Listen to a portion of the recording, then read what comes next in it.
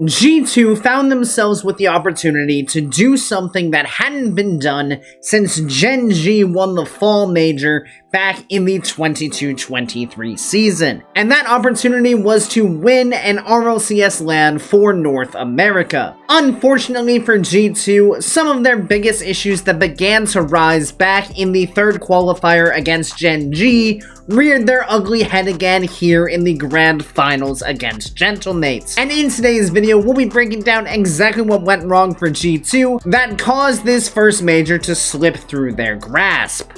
Now, if you remember back to the first time we talked about G2 this season, we established that one of their favorite things to do was to challenge the ball as quickly as possible so as not to give their opponents any time or space with the ball. Now, this was incredibly effective through the first two regionals, as it was pretty clear that no one else from North America could really keep up with the speed of G2. However, as the split moved along, Gen G slowly started to claw their way back into it, and by the time we got to the third qualifier, Gen G was able to use G2's want to challenge against them in order to cause some extremely awkward moments for G2 on defense. What this need to challenge quickly often leads to is a lot of double commits and just a lot of awkward situations on the defensive side of the ball. Unfortunately, Gentlemates then came along and decided that they were simply going to play as fast as humanly possible and pretty much out G2. And that's what we're gonna see here as we take a look through the goals conceded by G2 in the final game of the grand finals. So we're gonna be kicking things off less than half a minute into game 6 on board with Atomic here, and we're just gonna kind of be looking at what all of the G2 players are dealing with here on the defensive end as we have Gentlemates pushing on through. So let's go ahead and take a look at what this play looks like, and then we'll take a moment to break it down. So Atomic gonna go ahead out here, grab a couple of pads, then boost back to try to get a demo on Itachi. Bit of an open net left for Gentlemates. Luckily, G2 does get away with it. And now we're going to go ahead and swing around to the backboard. Bit of a double commit as we pop the ball directly out to Seiko. And it just ends up in the net. So, let's see where all this went wrong. So this is all fine right here. We're going to go ahead and get a pretty nice clear. But now there's going to be this big gap that's going to appear between the G2 defense and the oncoming attack from Gentlemates. Now there is an opportunity here for perhaps Daniel to turn or maybe Beast Mode to challenge this, but if we go ahead and take a look around the G2 players, we'll notice that they're all pretty much on fairly low boost. Daniel does have enough that he probably could turn, but this probably isn't communicated fast enough for him to be able to turn effectively before the ball gets too far away and gives Gentlemates the opportunity to come in anyway. So knowing this, I actually don't mind that Atomic at least is going to go out here to apply pressure, just make sure that Seiko doesn't try to dribble or anything, and he does indeed force Seiko into the air. But here is where we're going to see our first little issue that's going to happen. So Atomic does take the time to grab a couple of boost pads, but we'll notice as he's rotating back here, we do have two defenders in perfectly fine position to defend anything coming onto the net. So yes, would we love to be able to demo Itachi here? Absolutely. That'd be very nice because it would eliminate any threat on this side of the field, and then if the ball does come over this way, we should have a pretty good opportunity to clear the ball out. However, we don't want to burn all of our resources in going for this because it means that if we miss it, or if something kind of wonky happens on the backboard here, we now have no resources to cover off of it. We also don't want to be sending ourselves back to the net all that quickly because if the ball does linger in this area, we don't want to then find ourselves in an awkward situation just kind of sitting here, not able to do anything and on very low boost. So if I was Atomic in this situation, and obviously I am just a GC player, so take what I say with a grain of salt, but based on what I'm seeing here, it does look like we have the defense to cover this situation. So it's okay to look for the bump here, like yeah, maybe give this a look, but as soon as he's like all the way out here, it's really not worth it. Let's make sure we get as many resources as we can as we swing back underneath our team here and make sure we find ourselves in a spot where we can support a clearing effort. Instead, what's going to happen is we're going to burn pretty much all of our boost going for this demo here. We are going to miss it, and now we're going to find ourselves with 7 boost at the front post. And albeit we are still in a fine spot here, right? Because beast mode force the ball high right to Daniel. So Daniel has a nice 50-50 here. But based on the spot we find ourselves in now, we are just kind of in the middle of nowhere, and we can't really do a whole lot in this play. In this position, we're almost leaving Daniel alone to pretty much hope that he can go ahead and force this ball out to the side and buy us enough time for both Beast Mode and Atomic to maybe grab a couple of pads and then get back in the play. Whereas instead, if we had rotated around the back post here this way, we'd be waiting, around this area if we took our time. And then if Daniel either does get blocked or he does push it out to the side, we would be in a much better position than finding ourselves here. So now we see what's going to happen as Daniel tries to get the catch out, but he immediately gets blocked out by Seiko. And now instead of having someone at the back post who could immediately challenge this, instead, we've just left this net completely wide open for the oncoming shot from Itachi, which luckily he is going to bang directly off the post. But now we have this situation where all three of our defenders are in one place and none of us can work forward to really get a clear on this ball, and we are just in absolute panic station as we have Daniel just absolutely flopping at the ball, trying anything he can to get this clear out.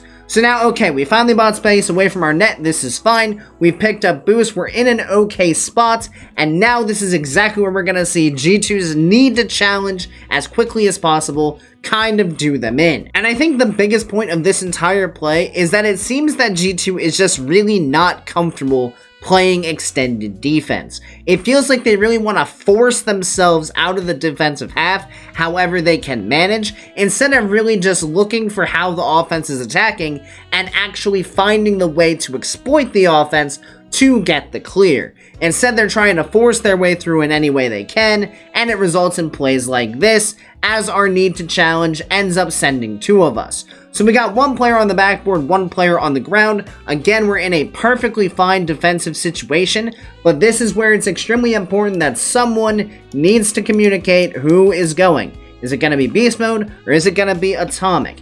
In this situation, it'd be perfectly fine for Beast Mode to jump. Again, force Juicy to take this ball high. Atomic can maintain the backboard and then make a play off of Beast Mode's initial challenge. Basically, exactly what just happened when Seiko had the ball in the air and Beast Mode forced the ball up to Daniel. We're in that exact same situation, but instead of playing with that same patience, in this situation, we're not going to communicate this, and we're just going to send both players. Unfortunately, because of how early we jump for this, we can't get an overly great clear, and it ends up just going directly to Seiko. And now because we had Beast Mode in the air, Daniel just rotating back, and now ourselves just floating in the air, there is absolutely no one in position to be able to make this save on Seiko's shots, and it is just directly in the net. So one of the things that I think would be really important for G2 on defense is just securing a level of patience. You don't need to escape defense as soon as possible. Many teams are very good at playing extended bits of defense, but G2 has to learn how to be comfortable on the defensive end so that they can avoid being in panic situations like this, where they end up just clearing the ball directly to the other team for a free shot in situations where no one is set up on defense to be able to make what should have been a fairly simple save. Moving on to goal number 2, we're going to stay on board here with Atomic, and again I think we're going to see a lot of the same elements come into play in this goal that G2 is going to concede as we move towards the end of the first minute of Game 6. So we have a clear coming out of the corner from Atomic. Gonna go ahead and push that downfield. Again, massive space given to Juicy. Over the top of one. 50 is the second. Ball floating in the air, and Atomic now stuck on the back line with absolutely no boost. And it's just in the net. So let's go ahead and take a look at what all goes wrong here. So this is immediately off of the ensuing kickoff after the first goal. We got Atomic rotating back. He's actually on pretty low boost here after the kickoff. So goes ahead, flips back to the corner. This is totally fine. Go ahead and secure that boost. Beast Mode does a nice job of challenging Itachi in the air here to make sure that Itachi doesn't have any kind of play. Does a very nice job there. But now we're going to see the first moment where there just simply isn't enough patience from the G2 defense. So we got Beast Mode who's chilling over here, just taking the challenge. He's probably going to start to rotate his way around. Daniel also directly sitting in the corner here. Should be the next one on the ball, one would think. And then you have Atomic sitting on the back end waiting to play off of any ensuing challenges. But instead of maintaining this nice even spacing of just kind of moving around the field smoothly, Atomic is going to feel like he has a better chance of making a challenge than Daniel here, and he is going to crash onto the same side of the field as the rest of G2, which is going to result in all three players being in the same area once again. So he's going to come across here, and again, now you have all three players in pretty much the same area of the field. Now, if we look, we also have Gentlemates kind of all crunched in on each other as well. So what might be really useful here is if Daniel just goes ahead and drives back up this wall and clears the ball back across the other way, and then Atomic can turn and be ready to go ahead and challenge Juicy, and now we could look for a way to break out in the area of the field that's open, rather than continuing to try to attack the area where all three Gentlemates players are. But instead of recognizing that Daniel probably has a fine chance for control here, seeing as how he does actually have 84 boosts in this situation, so if we do just let Daniel take this, he probably is getting the clear into open space, maybe even an opportunity for a double tap down into the G2 half. Atomic is going to come over and just bang this ball back up the wall into, again, the waiting arms of another Gentlemates player. So Atomic comes in, gets this challenge, and now again, here's where we're going to see their need to pressure the ball as often as possible, probably come back to bite Atomic in this situation, because he lands here on the wall with 39 boost, and he could just, chain dash after this ball, apply pressure to Itachi, and make sure that Itachi just makes a touch, because we do, at this point, have two other defenders behind us once again. So there's really not a whole lot of danger, even if Itachi does get a clean beat over Atomic, because Daniel is in a situation where he could just turn back up the wall and play the next challenge. So it's not the end of the world if Itachi does indeed get a clean challenge here, because we do have players back to deal with it. But Atomic is going to use pretty much all of his boost to ensure that he gets this next 50, but all this is going to do is drop the ball into the waiting arms of Juicy, and because of the massive gap that exists between the G2 defense and the Gentlemates offense, once again, just like we saw in the previous goal, Juicy now has time to take control of this ball and prepare for the oncoming challenge from G2, rather than having to deal with an immediate challenge right away. So now we'll go back to the Atomic cam here, and we'll see, yep, he is landing with only 3 boosts, which admittedly is not a great position to find yourself in. And we can see here that he's kind of hugging along the back wall, and this is again where communication is extremely important. It should be noted pretty much immediately that Atomic is very, very low. So if Beast Mode has the boost, he should have already been calming that he would be able to go for the next challenge, allowing Atomic enough time to at least get a single pad while Beast Mode takes this next challenge. And if Atomic does go get this pad, this also sets him up with a better angle to play any kind of ball that exists here in the corner. Instead, with Atomic staying near this front post while Beast Mode goes for this challenge, he doesn't give himself any opportunity to get any additional boost, and he also puts himself in a pretty rough spot to play any oncoming shots from any of the Gentlemates attackers. So as we'll see here, I think Atomic at this moment is expecting Juicy to just play this ball to the backboard, and for it to be totally fine because he can play off of that. But Beast Mode does come across and get this additional challenge, which would be great to buy time for Atomic if we had known what was going to happen. But because of the speed of the game, we simply just weren't able to adapt to what was going to happen on the field fast enough, and now we find ourselves caught on the backboard with only 3 boosts. So now, this is another very important moment of communication, because if we're Beast Mode here, on our landing, we should know that we do not really have support behind us. It should be pretty clear from Atomic that he does not have the boost to come out and challenge this. So with that in mind, Beast Mode should really be focusing on how he can recover here fast enough to immediately make another challenge to prevent an open shot for Seiko. Because if we just leave this space here in the midfield, Seiko is just going to run onto this shot, and it's going to have all of our defenders flat-footed in net, trying to make a save on a player coming in for the shot with a lot of momentum. But instead, I don't know if this just isn't communicated or what exactly goes wrong, but Beast Mode's recovery ends up just flopping onto the wall facing away from the ball, therefore meaning that he has absolutely no chance of challenging this and giving the free shot to Seiko. And as we saw, based on how Atomic was positioned in net, with only 3 boosts. There is just absolutely no way that he is getting up to this in time. Our best bet was to have Beast Mode recover quickly out of that corner and be able to attack the ball immediately.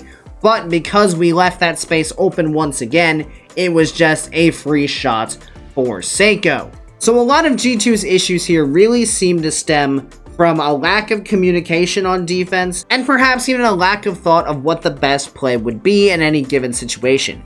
Obviously, Rocket League is an extremely fast game, so good luck trying to communicate everything you would like to your team, especially at the pro level with how fast these players were playing at this major. But when you look at the situations G2 was finding themselves in on defense, it really wasn't anything all that difficult to deal with if they had managed to keep their boost up, keep themselves in good positions, and keep communication clean. But the second you end up bunching up with your teammates, finding yourselves in very awkward situations to make plays from, and even worse, finding yourself in those situations with absolutely no boost left in the tank, you are going to have a very rough time trying to defend as panic is going to set in, which is what we saw bring down G2 here in the grand final. Of course, thank you guys so much for watching. I really do appreciate each and every one of you that made it to this point in the video, and I do hope you enjoyed it. If you did, make sure you click that subscribe button right down below so you make sure you don't miss any future Rocket League content. Additionally, if you'd like to be a bit more involved in the community we're building here,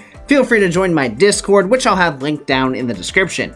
And as always, I hope you guys have a great rest of your day, and I'll see you next time. See you later, guys.